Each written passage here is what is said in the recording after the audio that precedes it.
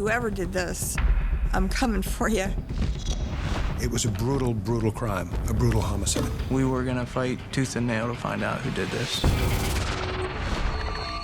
When a beloved mother is murdered and a niece is left for dead, one woman vows to find the killer. No one else was going to go out there and do it. But what happens when the person charged with the crimes is your own husband? The whole family felt that she was covering up and she could have been in on it. There was nothing that I could do to make this stop. What happened? It's hard to believe. I know in my heart he shot. We had to find some answers. Let it go unsolved. Reopen Figure out who did that. the investigation. I needed justice. This crucial information. Never gonna give I up. tried to do everything I could. Sunday, June 7th, 1998. It's just past 2 a.m. in Barberton, Ohio, a sleepy suburb of Akron. And 58-year-old Judy Johnson has drifted off to sleep on her couch. It was a very tiny home, one-bedroom home. Just a few feet down the hall, Judy's 6-year-old granddaughter, Brooke, is sound asleep. I've always thought of Brooke as one of my own children. Meanwhile, a man is working the latch on the Johnsons' front door. Unfortunately, no one hears him as he slips into the living room. That is, until it's too late. I can't imagine what you went through.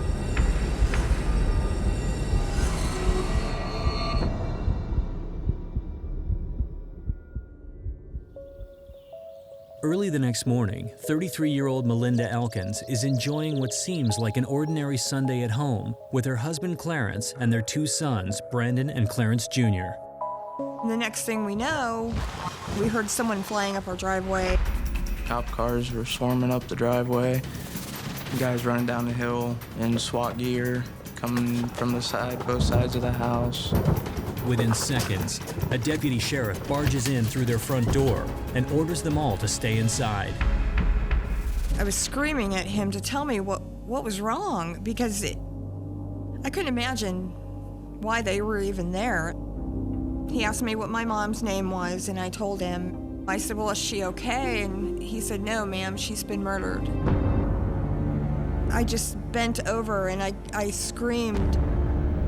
Adding to the horror, the officer informs Melinda that her 6-year-old niece, Brooke, was found at a neighbor's house where she ran to after being beaten, raped, and nearly strangled to death by the same man who killed Melinda's mother. And I remember just doubling over in anguish. It was just unfathomable to think that someone would do that to my mother and to my niece. Still, nothing could have prepared the family for what he says next. The deputy sheriff had told me that my niece was claiming that her Uncle Clarence was the perpetrator. What? What do you mean Clarence is the suspect? But when Melinda turns around, she's stunned to see her husband making a dash for the back door. It seemed like a scene out of a movie. It was just unreal. Outside, the SWAT team intercepts Clarence and throws him to the ground. Melinda's sons look on in shock as the cops handcuff their father and put him in a squad car. Everything was just spinning out of control. I felt lost. Time stood still for a second, and I started crying. It's like I kind of went into shock. I can't imagine what he was going through at that point. The police wouldn't allow me to talk to him or even go near the car. We all hugged, and we all were crying. We were trying to comfort each other. We just didn't know what to do. That same day, police charged Clarence Elkins with the rape and murder of Judy Johnson and the rape and assault of Brooke Sutton. I was just heartsick and heartbroken in that instant, knowing that happened to my mom and my niece. Still reeling from the news, Melinda heads over to her sister's house, hoping to speak to her niece. She's sure that Brooke has made an awful mistake. But as soon as the front door opens, Melinda realizes that her entire world has changed. My Aunt Karen had screamed in the background, "Don't come up here." Brooke had said that it was Uncle Clarence that attacked her. I mean, she was there, and she had been beaten and raped. She was up close and personal with this person. The family was in a state of disbelief and shock. My brother-in-law came to the door and did not want to let me in. "Trust me," I said, "he did not do this." So I knew that there was an immediate separation of family at that point. Holding her head high, Melinda attends her mother's funeral. It takes everything she has to face the family that believes her husband is a murderer and a rapist. When I walked in, you could just feel how everybody didn't want to have any contact with me, including my family. I was just convinced that she knew that Clarence had killed Judy, and I didn't want to see her. Me and my sons were abandoned. Melinda is devastated, but nothing can match the heartache she's feeling over the sudden loss of her mother. She was the one person in my whole entire life that I could go to about anything. We had a lot of hardships, and, my mom made life fun. Me and my grandmother were very close. I was feeling very hurt, sad, and I'd never get to see her again. I was very angry. Standing at the funeral, Melinda makes a promise to her mother. I was going to find out who did this. The stakes couldn't be higher. Clarence is facing the death penalty. But Melinda has a daunting task. In order to clear her husband, she'll need to first identify another suspect.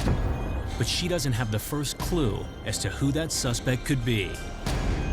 If it took me the rest of my life, I vowed to her I would find him. When Clarence Elkins is accused of murdering his mother-in-law and raping his 6-year-old niece, no one believes he is innocent, except for his wife, Melinda. The whole family felt that she was covering up for Clarence and that she possibly could have been in on it. And it seems that the police agree with the family. Detectives are convinced that the crime grew out of a long-standing hostility between Clarence and his mother-in-law, Judy. Judy was always trying to get Melinda to leave Clarence and get a divorce.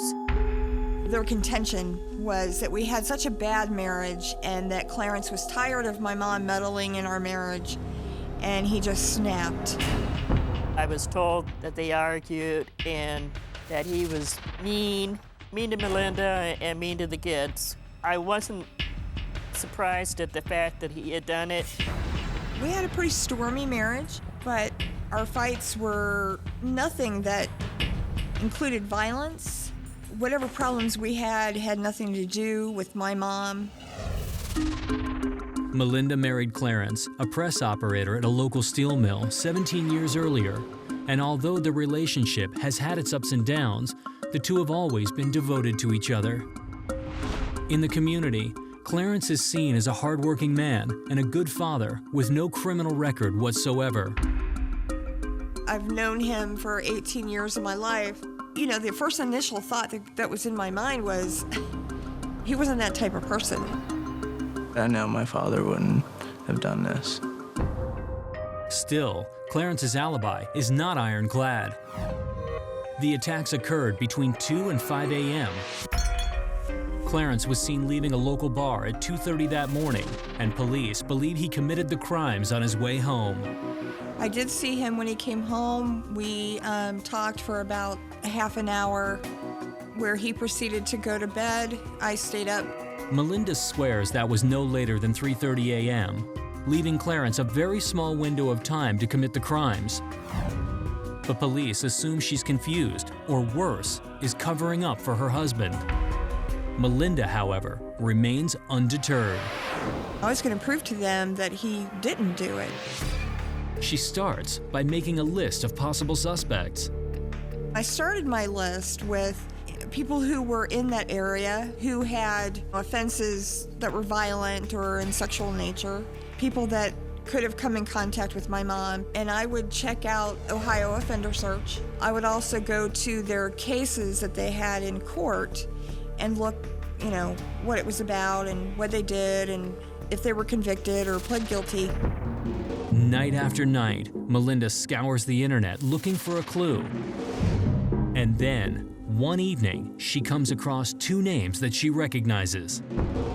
Two people that I had on the list were from the Hicks adoption, which I was born in a clinic in Georgia, and the doctor was selling babies, and I was one of those babies, and it had come out about a year before.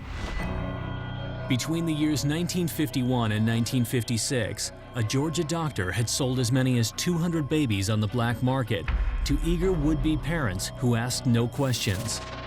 But recently the story became public and received a great deal of publicity. Melinda, in turn, told reporters on many occasions that she was happy the adoption had brought her to a good home. But some of the other adoptees were disturbed to learn that they'd been removed from their birth families and expressed frustration with Melinda for defending the doctor and talking to the media. A lot of people were not happy that this story came out. Melinda can't help but wonder if someone related to the Hicks scandal could have been involved in her mother's death. And this tremendous, tremendous fear had taken over me because I was wondering if they were after me. But a hunch is not proof, and Melinda is determined to find concrete evidence that will help clear her husband's name. Then, just a few days later, there's a break in the case that looks as if it might do just that. The defense did testing on hair that was left behind at the scene that didn't match Clarence, didn't match my mom, didn't match my niece. There's no physical evidence linking him to this crime. But when Melinda checks in with her husband's legal team, her hopes are dashed. They explain that the hair from the crime scene could have belonged to anyone who'd visited the house. By itself, it proves nothing. Still, if Melinda can find an actual person whose DNA matches the DNA of the hair, that could make a serious dent in the prosecution's case. I really, truly believe that this case hinged on DNA.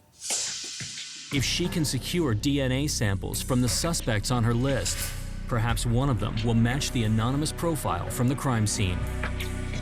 I was actually tracking down these suspects that I had on my list and trying to gather DNA.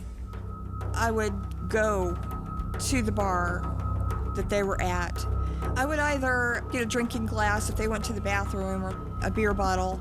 If they would put a cigarette out in the ashtray, I would retrieve that when they weren't looking, and then I'd slip off to the bathroom and make sure everything was secured, and then I'd leave immediately. One by one, Melinda collects her samples, storing them at home for future testing. But it isn't long before her sons begin to question their mother's actions. I was worried, very much so, for my mother's safety. I knew the real killer was still out there, and they would want to shut her up because she's the only one that was heading this investigation. There were times that I put myself in a situation that I shouldn't have been in, but, I was just totally focused. But as Clarence's trial date approaches, Melinda still has nothing concrete to go on, and her husband is growing more anxious by the moment. He was overwhelmed with bewilderment. He was worried about me and the boys. It angered me terribly that the killer was still out there, and he was getting away with victimizing my entire family and murdering my mother. Whoever did this, I'm coming for you. I'm gonna find you. For Melinda Elkins, life has become a waking nightmare. Her husband Clarence is on trial for rape and murder, and she seems to be the only one who believes he's innocent. I was hoping for the best and preparing for the worst. The prosecution's entire case is based on the sole eyewitness to the crimes, Melinda's 6-year-old niece, Brooke. They asked Brooke if the person was in the courtroom who hit her and assaulted her, and she said, yes, he is.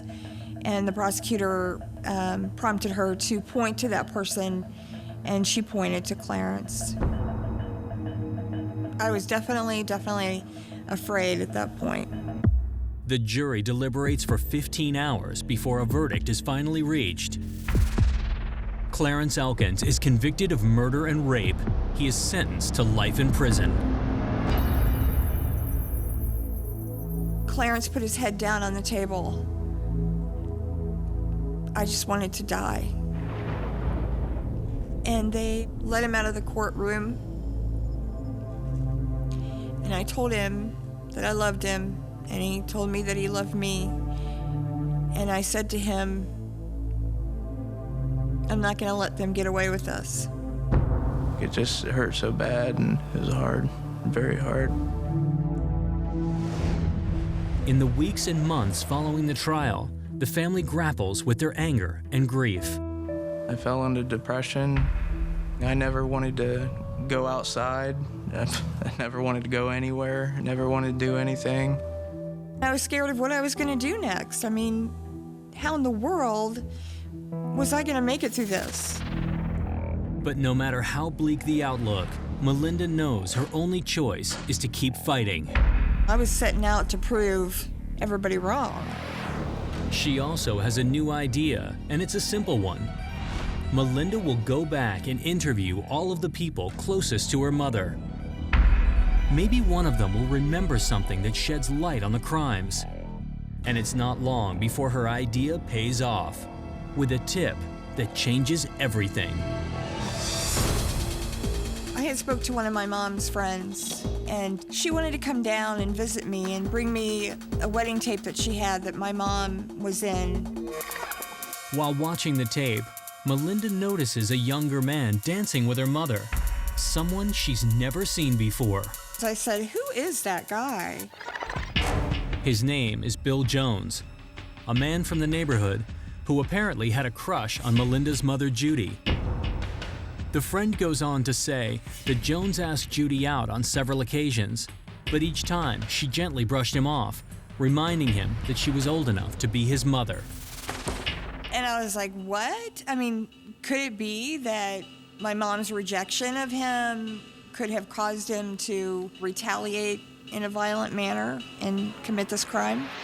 Melinda decides to pursue the lead on her own without telling the police. Technically, the case is closed, and so far, they've been reluctant to follow up on any of her suggestions. There was opportunity, motive, and location.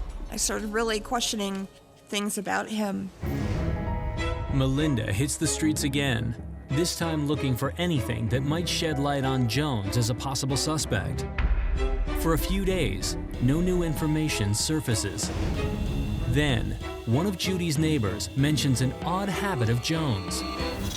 Apparently, he's been known to carry around a broken pool cue. The news stops Melinda in her tracks. The cue stick fit pretty well with the coroner's report of the blunt instrument that was used to hit my mom. More convinced than ever that Jones is her mom's killer, she hires private investigator Martin Yant to take a closer look at the new suspect. And there were some stories of unusual behavior, so that was obviously something that had to be pursued. But Yant and Melinda both know that the only way to place Jones at the crime scene is a DNA sample. And that means one thing: someone's gonna have to get close enough to procure it. I was absolutely terrified, but I knew that I had to do it. No one else was going to go out there and do it. It's been more than a year since Melinda Elkins' husband Clarence was convicted of the brutal murder of her mother Judy and rape of her niece Brooke. But Melinda is sure that he's innocent. Clarence wasn't guilty and didn't deserve to be in prison, period. I was going to prove to them that he didn't do it. Melinda believes the real killer may be Bill Jones. a local man who her mother rejected romantically not long before her death. The feeling had come over me that he actually was guilty of this crime. I needed his DNA so we could have it tested. But the police won't assist her. I told Melinda that this was going to be an uphill battle. Instead of stepping back and expressing disappointment, she said, "I'm ready, let's go. I want to find out who killed my mother, and I know Clarence didn't." If I didn't keep pushing, no one else was going to keep it going. Melinda has been secretly collecting DNA samples from suspects on her list for over a year. But Yant offers up a surprising new strategy. He suggests they confront Jones directly and ask point blank if he'll submit to a DNA test. If he says no, they'll know he's got something to hide. Together, Martin and Melinda go to Jones's house, expecting him to refuse their request. But to their surprise, he agrees. Basing all the information and evidence that we had gathered on this guy, I was hoping that it pointed to him. Over the next few weeks, Melinda waits anxiously for the DNA lab report. The test results came back. They did not match the alternative suspect. I was devastated by that. With no new clues or leads, Yant sees only one option left. Melinda has to speak directly with the only eyewitness to the crime, her niece Brooke, who was also raped and left for dead. But there's a problem. Melinda has been cut off from her family since the day of the crime. I was very hesitant, because I didn't know what kind of reception I was going to get. I was scared. She hesitated and then said, "Okay, we got to do it." Terrified, Melinda makes the 35-mile trip to the home of her sister April, Brooke's mother, who she hasn't seen in over 3 years. We walked up the front steps and knocked on the door, and my sister answered. And she kind of turned away from me like she didn't want to talk to me. But then immediately turned back around and she hugged me and she was crying. And I was crying. But there's still one more person Melinda needs to win over. Brooke was there at the house, and I could see that she was kind of standing back, and then she just came running at me and hugged me and was crying, and again I was crying, and I told her I loved her. That was the greatest feeling that I had had since this whole nightmare began. Brooke, now 9 years old, soon begins spending time again at her Aunt Melinda's house. It wasn't like nothing had ever happened, but we had to start somewhere to start piecing our family together. As the weeks go by, Melinda waits patiently for an appropriate moment to engage her niece about the crime. Then, one day, she notices that Brooke is staring at a photo of Clarence on her fireplace. And soon after, the 9-year-old drops a bombshell. She proceeds to tell her mom that she was looking at pictures of her Uncle Clarence and noticed that he had blue eyes, and that the person who hurt her had brown eyes. Brooke goes on to explain that the killer and rapist did look like her Uncle Clarence. But now she doesn't think it was in fact him. It felt validating. I had a breakthrough. She no longer believed that Clarence was the killer and the rapist. A few weeks later, Brooke officially recants the testimony that sentenced her Uncle Clarence to life in prison. I think that gave her a lot of hope that there was more information there, that Brooke could share with us and that we could break this case open. I thought, well, maybe he didn't do it. At that moment, Clarence was very strong and hopeful. I felt that we were one step closer to getting my father home. In October of 2002, Melinda petitions the judge who originally presided at Clarence's trial to reopen the case. But 6 months later, she gets a shocking phone call. The judge has denied Melinda's request for a new trial on the grounds that Brooke's recantation could have been coerced. I was devastated. I felt like I had hit the biggest brick wall going 100 miles an hour.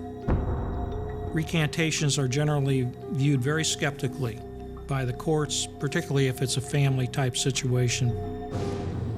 It was just a helpless situation at that moment. There was nothing that I could do to make this stop. Then, at the end of 2003, Melinda has another idea. I had learned that the Ohio Innocence Project was being started in Cincinnati, Ohio. The Innocence Project is an organization devoted to helping free people who have been wrongfully convicted of crimes. With nothing to lose, Melinda calls its director, attorney Mark Gotze, and explains her case. He tells her that there are new technological advances in DNA testing that could help clear Clarence. At the time this crime occurred in 1998, DNA testing was not as advanced as it is now. We now know with current advances that you can go back and find DNA where you couldn't a decade earlier. The new technology will be able to test samples from the crime scene that the old technology couldn't pick up. The samples found on the bodies of Melinda's niece and mother could only have come from the man who raped them. If Clarence's DNA doesn't match, it will be definitive proof that he wasn't the rapist or murderer. This was a case where there could be DNA that was overlooked originally that could conclusively prove whether Clarence was innocent or guilty. It's been 5 years since Melinda Elkins' husband, Clarence, was sentenced to life in prison for rape and murder. But now, Melinda and attorney Mark Gotze are awaiting the results of a new series of cutting-edge DNA tests performed on bodily fluids found at the crime scene. I wanted the whole world to see he was not guilty. The findings leave Melinda breathless. The results came back, and I was given a call from Mark. He said everything that was tested was viable, meaning that they did pick up male DNA, and that it did not match Clarence whatsoever. We were seeing a pattern of one man's DNA across several items in both victims that did not match Clarence Elkins. I knew at that point with absolute certainty that we had an innocent man. I truly thought that would bring him home. But the Elkins ordeal is not over yet. The legal step is you have to file a motion in court for a new trial. If the judge grants it, then hopefully the prosecutor drops the charges and he goes home. I thought, this is it. How can they rebuttal DNA from a crime scene that doesn't match the person who's been convicted? For 8 months, Melinda patiently waits for the judge's response. And in May 2005, it arrives. I'm at work. I get a call. They have denied a new trial based on the fact the trial was not tried on DNA evidence, but an eyewitness. I broke down. I think, seriously, for the first time, I had lost all hope. This was our last shot. I was afraid that my father would be in prison forever, and we would never get to do the things that a father and son would do outside of the prison walls. I had to explain to Clarence what had happened. No words can describe the silence that I got from the other end of the phone. He cried, and he said, "I just don't understand." This was a legal system, both prosecutor and a judge, who were resistant to acknowledging that a mistake had been made. Melinda vows to locate the only evidence that can't be dismissed, the real killer. This was trying to find a needle in a haystack. She has an unbelievable drive, and she wanted to solve this crime. Melinda redoubles her efforts, researching similar offenses on the internet and in newspapers, looking for any clue that could lead her to a possible suspect. Then, one day, while reading an article, Melinda's pulse begins to race. It's about one of her mother's neighbors that Brooke went to for help the night of the crime. And it went on to say that her common-law husband was being charged with child rape. And that's the first time that I had seen this name, Earl Mann, and read the charges, and it was an instant light bulb intuition feeling that went through me that said, this could be the guy. Earl Mann had been in and out of prison for years, so Melinda always assumed her mother's neighbor lived alone. She now knows she has to get a DNA sample from him, but there's a problem. He's in prison again. So Melinda comes up with a new plan. I started writing fictitious letters to Earl Mann as a pen pal. I came across as a lonely person who felt some type of connection with him and just wanted to help him and maybe send money, and wanting him to lick the envelope and send it back to me so that I could have his DNA tested. If Mann sends a licked envelope back to her, traces of his saliva will contain all the DNA Melinda needs for testing. During the next few months, she writes over 20 letters to Mann, but it's hopeless. He never wrote me back. It was the only way I knew to get this guy's DNA. It just seemed like it was not going to happen. But an unexpected event changes everything. Earl Mann is transferred to the same prison where Clarence is serving time. That was miraculous. Out of 30-some prisons in Ohio, he lands in Mansfield with Clarence.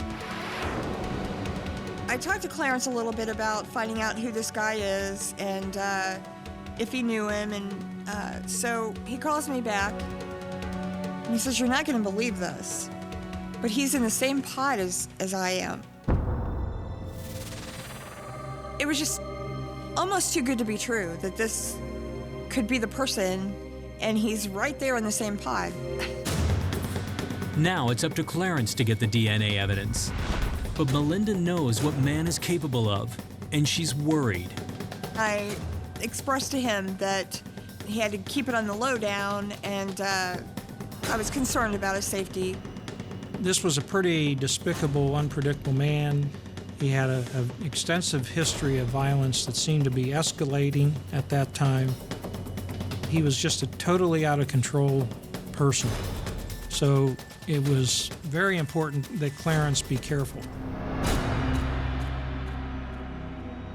For the next few weeks, Melinda waits to hear from Clarence, but he doesn't call, and she becomes desperate for news that he's all right. Then, one morning, Melinda picks up the phone and hears Clarence's voice on the other end. The first thing he says is, "I got it." They were in the pod with other inmates, and Earl Mann was smoking a cigarette, using the ashtray by himself, and put a cigarette out and walked back to his cell while Clarence was retrieving the cigarette butt with a tissue and went back to his cell, put it in a clean baggie, and stored it inside of his Bible.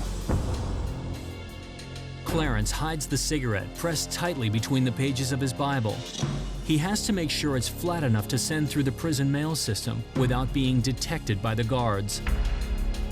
2 weeks later, Clarence folds the DNA sample inside a letter, seals the envelope, and mails it to his attorney. For the first time in years, Melinda allows herself to hope. I hope they find something. God, please let them find something. It's been 7 years since the assaults that left her mother Judy dead and her niece Brooke a rape victim. Now Melinda Elkins is waiting for the results of the DNA tests that she hopes will clear her husband Clarence of the crimes once and for all. It was like holding your breath. You know, waiting for that moment. It was excruciating.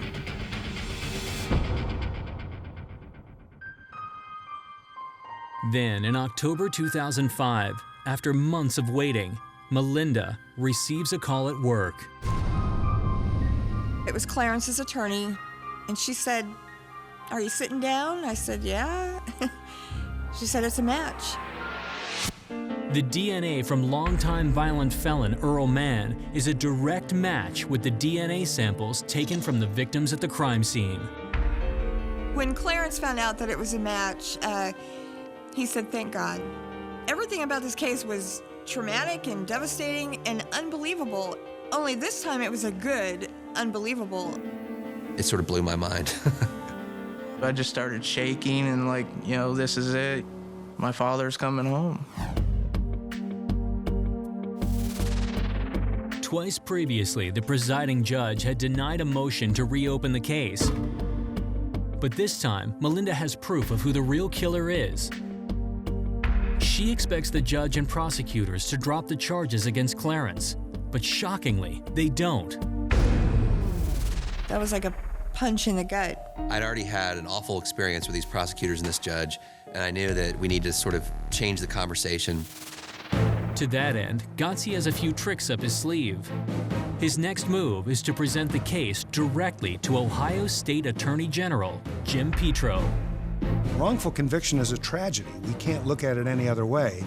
And the only thing we can strive to do is seek justice and avoid compounding the error of wrongful conviction. I was just blown away that a high-ranking official would do this for someone who's been convicted of murder and rape. Once Jim Petro got involved, he did something absolutely unprecedented, I think, in the country. The top law enforcement official in the state of Ohio opposing the local county prosecutor. The authorities were not going to give up their conviction. They were not going to admit a mistake. We made a conscious decision to actually release that DNA evidence to the press and to the public on December 15th, 2005. And sure enough, the tactic pays off. Jim Petro tells me that the Summit County Prosecutor's Office were going to drop all charges against Clarence and have him released that day. I felt like a million pounds had been lifted off of me. Melinda's next call is to Clarence, a call she's been waiting to make for 7 long years. I said to him, "Are you ready to come home?" And he said, "I've been ready to come home." And I said, "Well, get your stuff packed because you're coming home today." And his reaction was, "Thank God, thank everybody for everything they've done." On December 15th, 2005, Clarence Elkins walks out of prison a free man again after serving more than 7 years of a life sentence. I had a big smile on my face. I just couldn't stop smiling. To have my dad home again, it was awesome. I don't think anything could surpass what that meant that day.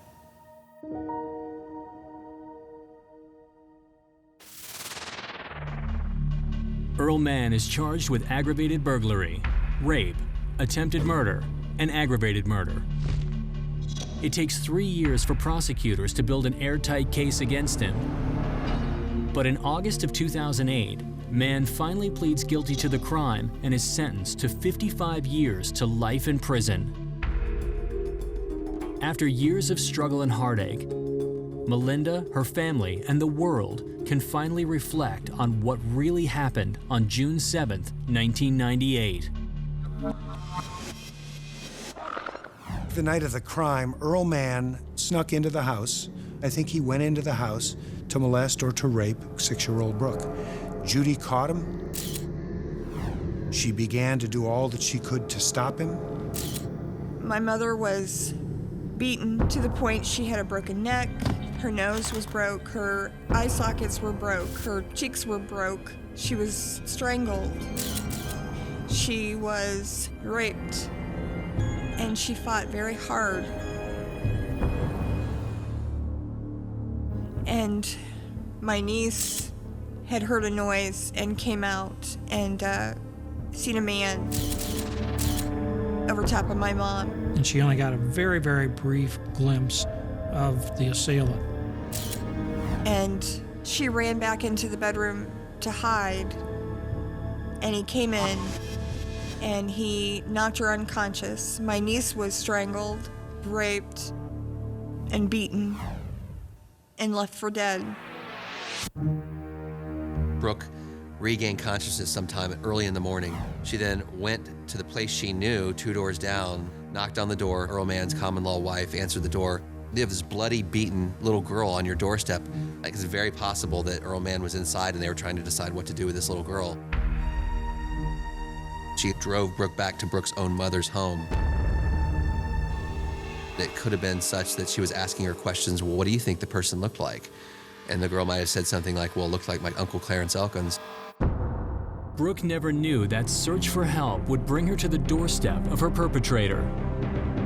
To a traumatized 6-year-old girl, the mix-up is understandable.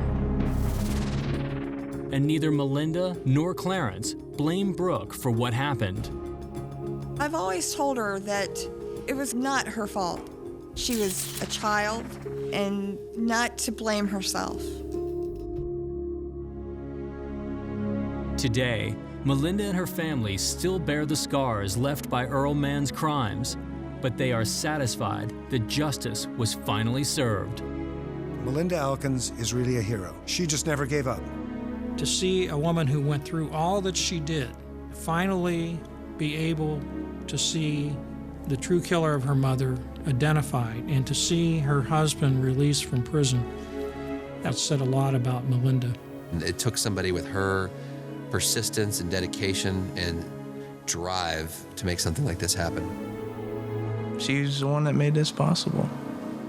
I am proud that I was able to keep that vow to her. It's a victory, but it's a sad victory. No one can give me my mom back, and I would have rather had that.